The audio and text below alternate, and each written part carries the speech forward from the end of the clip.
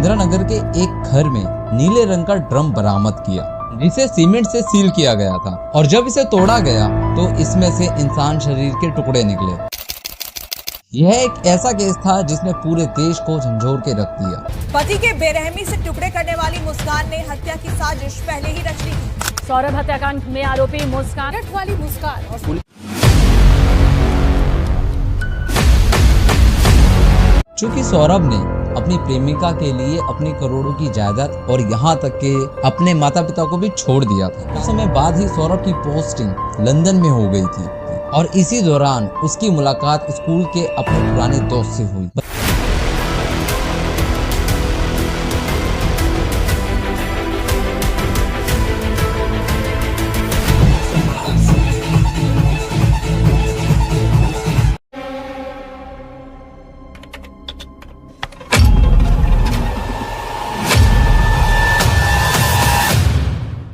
बात है 17 मार्च 2025 की। मेरठ के इंदिरा नगर के एक शांत से इलाके में अचानक से एक सनसनी फैल गई। पुलिस ने इंदिरा नगर के एक घर में नीले रंग का ड्रम बरामद किया, जिसे सीमेंट से सील किया गया था। और जब इसे तोड़ा गया तो इसमें से इंसान शरीर के टुकड़े निकले। ये कहानी है दोस्तों सौरभ हत्याकांड की, जिसमें उसकी पत्नी मुस्कान और उसका प्रेमी साहिल शुक्ला शामिल थे। लेकिन ये सिर्फ एक हत्या की कहानी नहीं थी, ये कहानी थी एक रिश्ते की नाकामी, धोखा, मानसिक स्थिति और लॉन्ग डिस्टेंस रिलेशनशिप की कहानी। यह एक ऐसा केस था जिसने पूरे देश को झंझोर के रख दिया। पति के बेरहमी से टुकड़े करने वाली मुस्कान ने हत्या की साजिश पहले ही रच ली थी। सौरभ हत्याकांड में आरोपी मुस्कान का बड़ा खुलासा। मेरठ वाली मुस्कान और साहिल के फांसी का इंतजाम। 18 मार्च को पिता प्रमोद कुमार मुस्कान के साथ ब्रह्मपुरी थाने पहुंचे और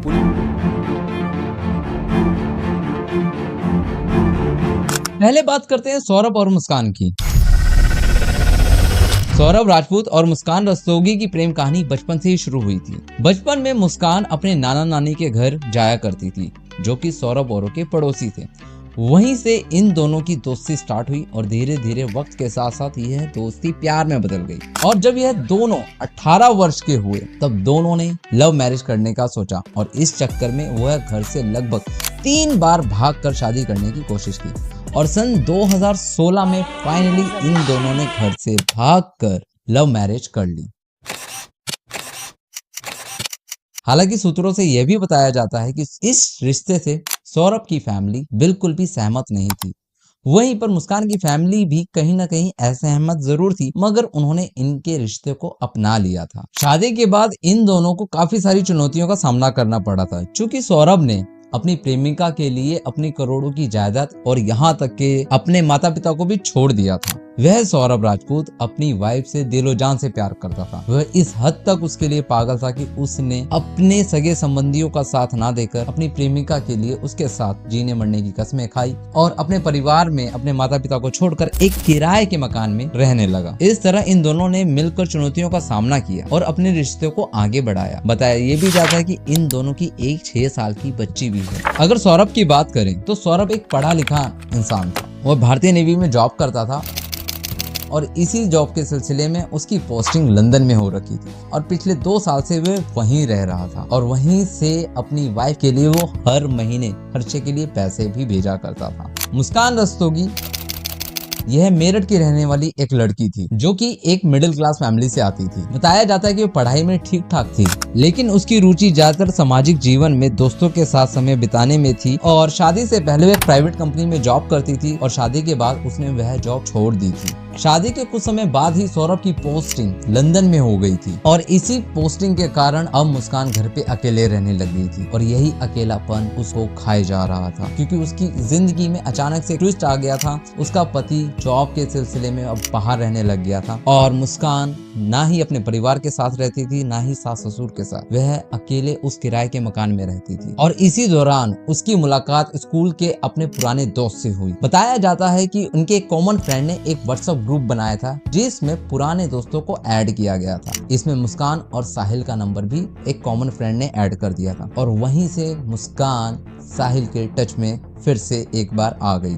बताया जाता है कि साहिल और मुस्कान दोनों 8वीं तक एक साथ पढ़ते थे। उसके बाद दोनों अलग अलग स्कूल्स में एडमिशन लिया और साहिल का कुछ ज्यादा पढ़ाई में ध्यान नहीं था, मगर मुस्कान ने अपनी पढ़ाई कंप्लीट की। मगर एक बार फिर किस्मत ने इन दोनों को उस व्हाट्सएप ग्रुप के द्वारा मिलाया और यहीं से दोनों फिर धीरे धीरे एक दूसरे के करीब आने लगे। वहीं पर मुस्कान ने पुलिस को यह भी बताया है कि 2021 में मुस्कान ने अपने पति से डिवोर्स लेने के लिए कोर्ट में केस भी फाइल कर रखा था। हालांकि ये भी बताया जाता है कि सौरभ मुस्कान को डिवोर्स नहीं देना चाहता था। बड़ी खबर, 2021 में सौरभ के साथ तलाक का केस शुरू हुआ।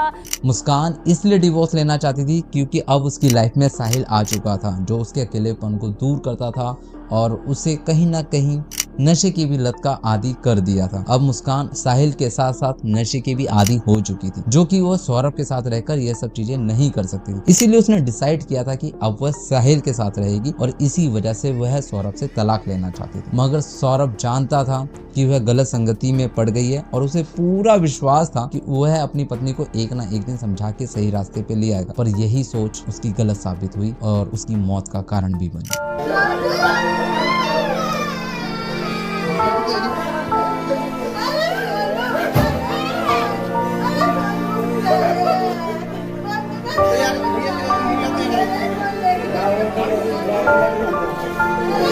साहिल की अगर बात करें तो साहिल मुस्कान का स्कूल का फ्रेंड था। वह छोटा मोटा बिजनेस करता था और मुस्कान की लाइफ में आए खालीपन को साहिल अब धीरे धीरे दूर कर रहा था।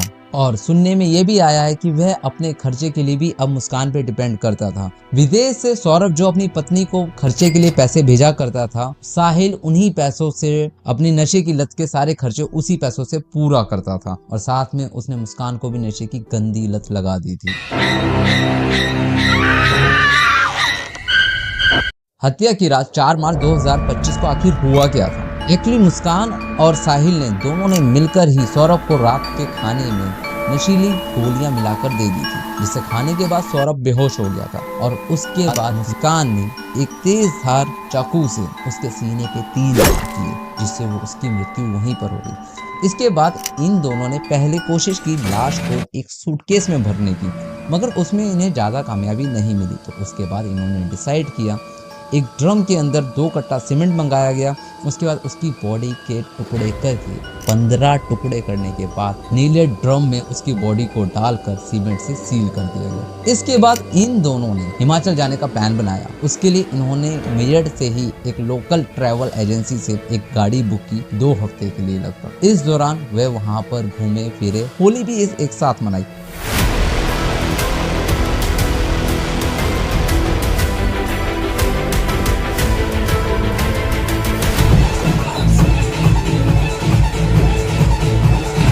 इंटरनेट पर काफी सारी इनकी वीडियो वायरल है। इन वीडियो में देखकर आप कह सकते हैं कि मुस्कान को अपनी पति की हत्या का रत्ती भर भी अफसोस नहीं था। वे शायद अपनी जिंदगी खुल के जी गई थी, शायद यही उसे चाहिए था। वो भूल चुकी थी कि इसके अलावा वो है एक 6 साल के मासूम बच्चे की मां, मगर शायद वो इतनी सेल्फिश हो गई थी नशे की लत में, वो सब कुछ शायद उसकी बुद्धि या तो भ्रष्ट हो गई थी या उसे ध्यान ही नहीं था। वो सिर्फ अपने बारे में सोच रही थी, उसने एक बार भी अपने बच्चों के भविष्य के बारे में नहीं सोचा। बात करते हैं खुलासा आखिर हुआ तो हुआ कैसे। जब ये इनका ट्रिप खत्म हो गया, क्या हुआ घटना, बेटी ने क्या बताया? जब ये 17 की रात को आए थे तो कॉल वॉल कुछ नहीं करी थी। अगले दिन 18 तारीख को मुझे 12 बजे फ़ोन करा और फ़ोन करने के बाद कहा मम्मी मेरी पीहू से बात करवा दो।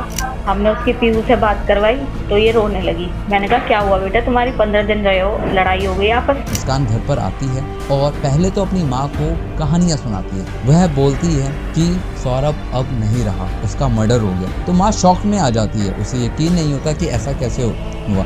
तब वह बताती है कि सौरभ के माता पिता जो कि इस शादी से खुश नहीं थे, उन्होंने फाइनली उसको मार दिया। माँ को ये बात बहुत ज्यादा खटकती है। मैंने तो करा ही नहीं उसकी बात पे बिलीव। पापा के इमोशंस का वो फायदा उठाती थी, इमोशंस का फायदा उठाया उनने। पापा से कोली भर भर के उन्हें अपनी बातों में उलझा रही थी कि उन्होंने करा। लेकिन ये भी उन्होंने भी बहला फुसला के उसके फेवर में रहे और फिर उस पर कहा कि बेटा सच बता दे, तू फंस तो गई है, चाहे तूने करा है नहीं करा, तू जाएगी तो जेली। मेरे फादर मेरे साथ हैं। तब वह ओपनली बताती है कि माँ, मैं और एक और लड़का मेरे साथ, हम दोनों ने मिलकर सौरभ की हत्या कर दी है। तब इन्होंने कहा कि मैं तेरा साथ दूंगा हमेशा, जो भी तूने करा है गलत बता। तब उसे लगा कि पापा मेरे फेवर में हैं। तब उन्होंने सच्चाई बोली कि पापा मैंने, और मेरे साथ एक लड़का था साहिल, उसने करे। तब उसके माता पिता शॉक्ड हो गए और उसके बाद दोनों ने अपनी बेटी को ले जाकर पुलिस थाने में उसका बयान दिलवाया। इस तरह से इस पूरे हत्याकांड का खुलासा होता है। दोस्तों, इस केस से आखिर सीख क्या मिलती है? हालांकि बागेश्वर धाम बाबा जी का एक बयान आया, उसने कहा कि शुक्र है हमारी शादी नहीं। बहुत से पति सदमे में है नीले ड्रम को लेकर। भगवान की कृपा है, हमारी तो शादी नहीं हुई है। पर कहीं ना कहीं इस तरह से रिश्ते में आज के टाइम में लोग बाग भरोसा करना छोड़ देंगे, शादी से लोग बाग डरने लगेंगे। इस केस से हमें कुछ सबक लेना चाहिए। रिश्तों में भावनात्मक जुड़ाव बहुत जरूरी होता है। जब मुस्कान ने पहली बार अपने पति को 2021 में कहा था कि वो उसके साथ नहीं रहना चाहती, तब उसके पति को शायद कोशिश करनी चाहिए थी कि वो ऐसा क्यों कह रही है, उसके रीजन को पता करके अपनी लाइफ में चेंजेस लाते। उसे नोटिस करना चाहिए था कि शायद हमारा दूर रहना हमारे रिश्ते के लिए खतरनाक है। वह जॉब छोड़कर भी इंडिया एक लोकल जॉब कर सकता था और अपनी पत्नी के साथ टाइम स्पेंड कर सकता था, क्योंकि जिसके साथ रिलेशनशिप बनाने के लिए उसने इतने सालों तक उसको इम्प्रेस किया, उसके साथ रहा, हर समय दिन रात वो चैट किया करते थे। अब शादी के बाद चीजें चेंज हो गई। अब वही इंसान उससे दूर रहने लग गया था। उसके पास ना सास ससुर थे ना माता पिता। यह खालीपन ही इस कांड का मेन रीजन मुझे लगता है।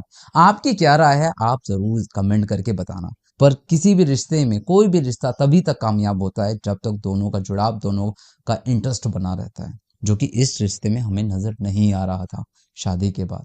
लॉन्ग डिस्टेंस रिलेशनशिप सिर्फ पैसों से नहीं होता। समय समय पर एक दूसरे से मिलना जरूरी होता है, एक दूसरे के साथ घूमना, एक दूसरे की बातें सुनना, टाइम देना, ये हमेशा हर रिश्ते में जरूरी होता है, जो कि इस रिश्ते में शादी के बाद कहीं ना कहीं कम हो रहा था। विश्वास और धोखे के बीच दोस्तों एक महीन सी लकीर होती है। मुस्कान और साहिल की कहानी हमें बताती है कि कभी कभी इंसान सहारे के लिए किसी और को तलाशने लगता है, लेकिन यह सहारा कब धोखे में बदल जाए पता ही नहीं चलता। क्या असली गुनहगार मुस्कान और साहिल हैं? कहीं ना कहीं देखा जाए तो मुस्कान को एक बार जरूर सोचना चाहिए था अपने बच्चे के बारे में, उस रिश्ते के बारे में जो उसने 13 साल से उसके साथ रिलेशनशिप में रहकर उस रिश्ते की नींव रखी थी, और उन्होंने शादी करने का डिसीजन खुद से लिया था। किसी की जिंदगी बर्बाद करने का हक मुस्कान को नहीं था, वो भी किसी की औलाद था। पर किसी भी चीज का हल चीज से भागना नहीं होता। किसी भी रिश्ते को जबरदस्ती धोना भी नहीं चाहिए। अगर आपका पार्टनर आपसे खुश नहीं है तो उसको समझो, उसे सुधारने की कोशिश करो, और इसके बाद भी अगर चीजें सही नहीं होती तो लास्ट में मैं यही कहूंगा कि खुशी खुशी सेपरेट होना ज्यादा बेटर रहता है, और आप दोनों इस तरह से अपनी अपनी लाइफ में आगे मूव ऑन कर सकते हैं। जबरदस्ती कोई जानवर भी आपके साथ नहीं रह सकता। सोशल मीडिया पर #BlueDrum बहुत ज्यादा वायरल हो रहा है। लोग वक्त तरह तरह के मीम्स भी बना रहे हैं, पर हम लोग सिर्फ एक इसे न्यूज की तरह ना लें। हम देखें, अपने लाइफ पार्टनर को समझें। किसी भी रिश्ते को निभाने के लिए एक दूसरे के साथ समय बिताना बहुत जरूरी होता है। फिलहाल तो मुस्कान और साहिल को पुलिस ने गिरफ्तार कर लिया है, और इन दोनों के ऊपर धारा 302 और 201 सबूत मिटाने और 1220 साजिश रचने के तहत केस दर्ज कर लिया गया है। पर इस केस में एक मेन सवाल जरूर है, क्या लॉन्ग डिस्टेंस रिलेशनशिप वाकई कामयाब होती है? क्या रिश्ते सिर्फ पैसे पे टिक सकते हैं? और एक पत्नी अपने पति के लिए कितनी वफादार होनी चाहिए? यह कुछ ऐसे सवाल हैं जो इस केस में उजागर होते हैं। आप अपनी राय क्या रखते हैं जरूर हमें कमेंट करके बताएं। और आज के लिए इस वीडियो में इतना ही। मिलते हैं फिर किसी और नेक्स्ट वीडियो में। तब तक के लिए खुश रहें, सुरक्षित रहें। Bye bye.